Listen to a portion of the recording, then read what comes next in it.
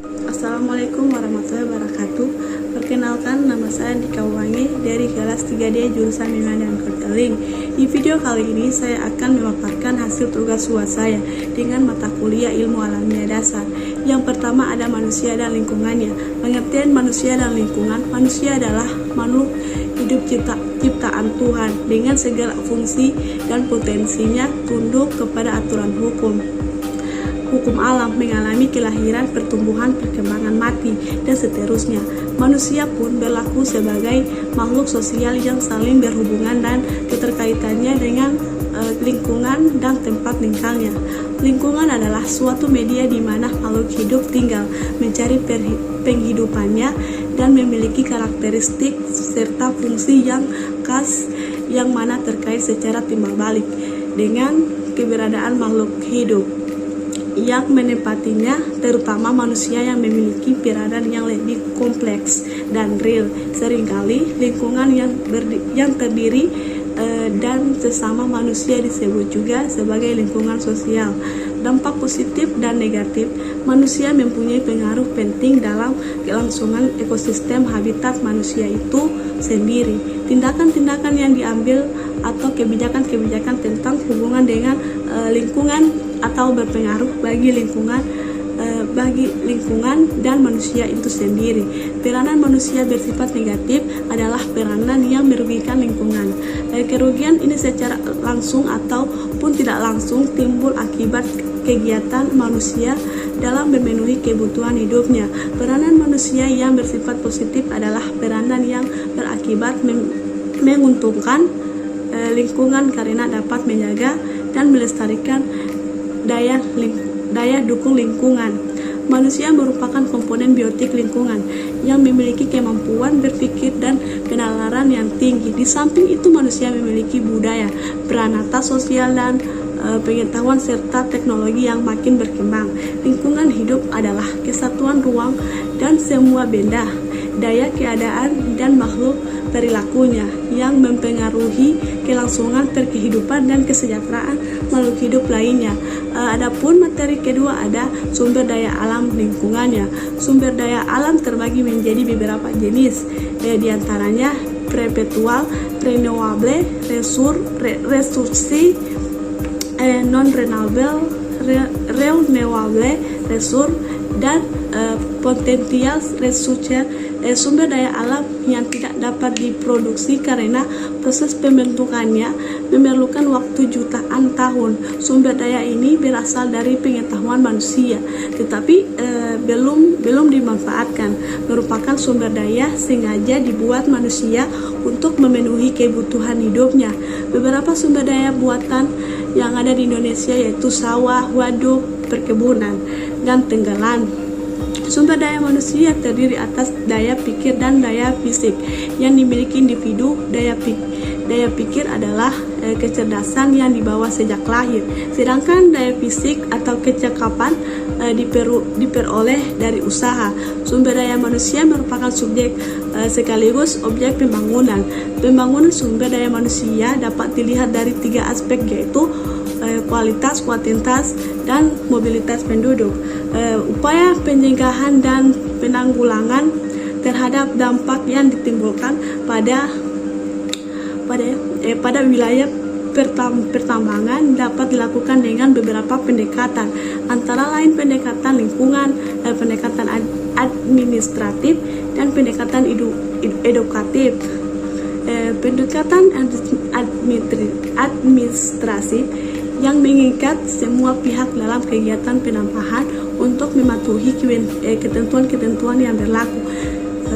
Pendekatan edukatif kepada masyarakat yang dilakukan serta dikembangkan untuk membina dan memberikan penyuluhan dan memotivasi perubahan perilaku dan memastikan kesadaran untuk ikut memelihara kelestarian lingkungan.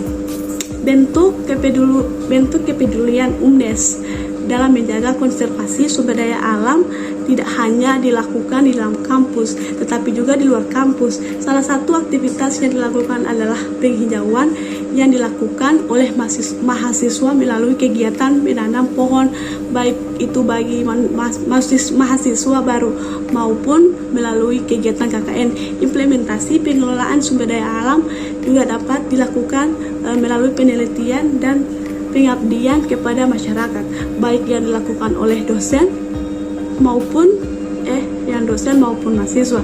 Pendampingan tersebut diharapkan mewujudkan pangan lestari yang sehat untuk dikonsumsi, pengembangan batik yang ramah lingkungan dengan memanfaatkan tumbuh-tumbuhan sebagai pewarna alami untuk mengurangi penyemaran dan kerusakan lingkungan. Nilai eksistensi merupakan nilai yang dimiliki oleh keanekaragaman hayati karena keberadaannya nilai jasa lingkungan. Nilai terbentuk jasa ekologis bagi lingkungan dan kelangsungan hidup manusia. Nilai warisan merupakan nilai yang berkaitan dengan keinginan untuk menjaga kelestarian keanekaragaman hayati agar dapat dimanfaatkan oleh generasi mendatang.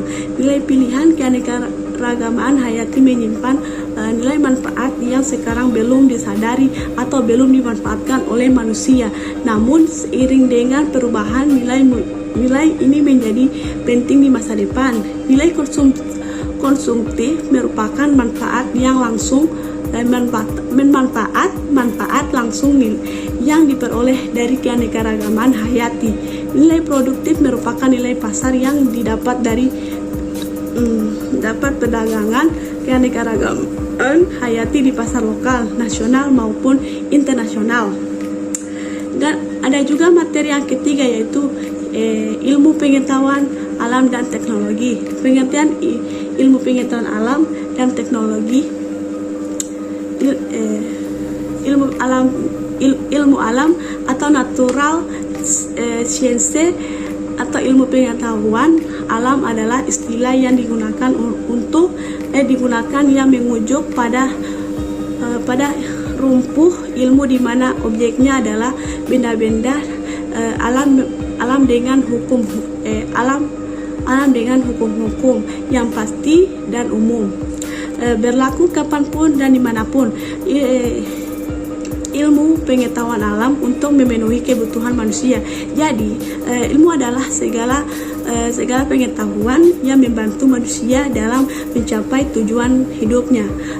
Maka patutlah dikatakan bahwa peradaban manusia sangat beruntung kepada ilmu pengetahuan alam, pengetahuan dan teknologi. Berkat kemajuan dan dalam bidang ini, pemenuhan kebutuhan manusia bisa dilakukan secara lebih cepat dan mudah.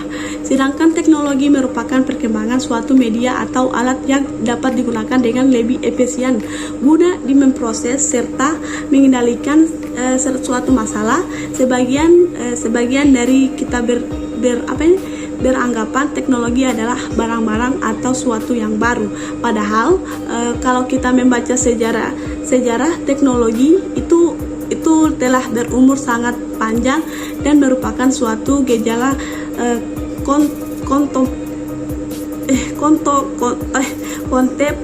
kontemporer. Setiap zaman memiliki teknologi sendiri.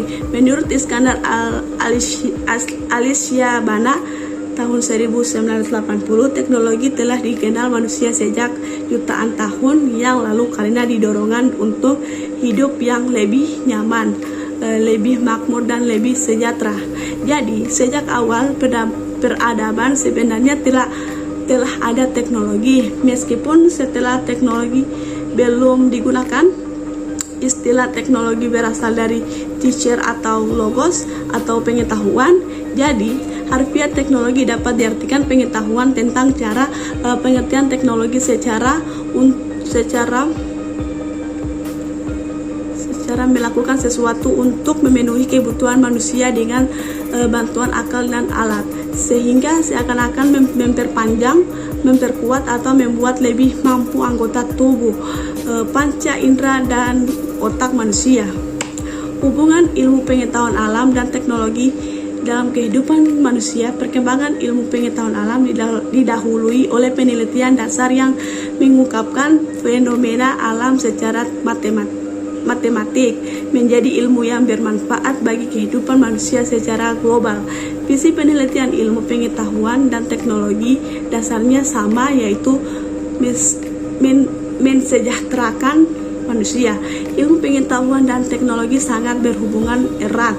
Bisa dikatakan teknologi adalah terapan dari ilmu pengetahuan. Hubungan ilmu pengetahuan alam dan teknologi biasa dikatakan langsung dan biasa juga tidak langsung.